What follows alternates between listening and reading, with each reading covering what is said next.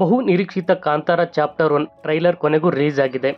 Cinema ಬಿಡುಗಡೆಗೆ ಇನ್ನೂ 10 ದಿನಗಳ ಬಾಕಿ ಇರುವಾಗ ಟ್ರೈಲರ್ ರಿಲೀಸ್ ಮಾಡಿ ಚಿತ್ರತಂಡ ನಿರೀಕ್ಷೆ ಹೆಚ್ಚಿಸಿದೆ. ರಿಷಬ್ ಶೆಟ್ಟಿ ಕತೆ, ಚಿತ್ರಕಥೆ ಬರೆದು ಆ್ಯಕ್ಷನ್ ಕಟ್ ಹೇಳಿದ್ದಾರೆ. ಹೆಚ್ಚು ಕಮ್ಮಿ 3 ನಿಮಿಷದ ಟ್ರೈಲರ್ ಹೊಸ ಪ್ರಪಂಚವನ್ನು ತೆರೆದಿಡುತ್ತದೆ. ಅಜನೀಶ್ ಲೋಕನಾಥ ಸಂಗೀತ ನಡುವೆ ರಿಷಬ್ ಶೆಟ್ಟಿ ಕಟ್ಟಿರುವ ದೃಶ್ಯ ವೈಭವ ಹುಬ್ಬೇರಿಸುವಂತಿದೆ. ರಿಷಬ್ ಶೆಟ್ಟಿ ಜೊತೆಗೆ ರುಕ್ಮಿಣಿ ವಸಂತ್ ನಾಯಕಿಯಾಗಿ ನಟಿಸಿದ್ದಾರೆ. ಸಾವಿರಾರು ವರ್ಷಗಳ ಹಿಂದಿನ ಕಥೆಯನ್ನು ಚಿತ್ರದಲ್ಲಿ ನೋಡಬಹುದು. ಉಂಬಾಳೆ ಫಿಲ್ಮ್ ಬ್ಯಾನರ್ ಅಡಿಯಲ್ಲಿ ಬಹಳ ಅದ್ದೂರಿಯಾಗಿ ಕಾಂತಾರ ಚಾಪ್ಟರ್ 1 ನಿರ್ಮಾಣವಾಗಿದೆ. ಅದ್ದೂರಿ ಮೇಕಿಂಗ್, ವಿಎಫ್ಎಕ್ಸ್ ಜೊತೆಗೆ ರಿಷಬ್ ಶೆಟ್ಟಿ ಅವರ ಅರ್ಭಟ ಮೈ ಜುಮ್ಮೆನಿಸುವಂತಿದೆ.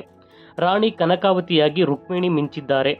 ಗುಲ್ಶನ್ ದೇವಯ್ಯ ನೆಗೆಟಿವ್ ರೋಲಲ್ಲಿ ನಟಿಸಿದ್ದಾರೆ. ಕಾಂತಾರ ಚಿತ್ರದಲ್ಲಿ ಇರುವಂತೆ ಇಲ್ಲಿ ಕೂಡ ಮನುಷ್ಯ ಹಾಗೂ ಕಾಡಿನ ನಡುವೆ ಸಂಘರ್ಷದ ಕಥೆ ಇದೆ.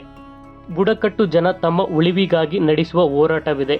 ಮೊದಲೇ ಹೇಳಿದಂತೆ ಕಾಂತಾರ ಚಿತ್ರದ ಪ್ರೀಕ್ವೆಲ್.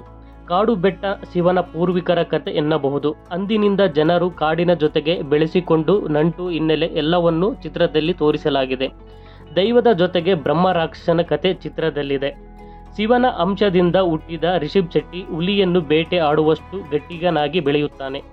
ತನ್ನವರ ರಕ್ಷಣೆಗಾಗಿ ನಿಲ್ಲುವ ಯೋಧನಾಗುತ್ತಾನೆ.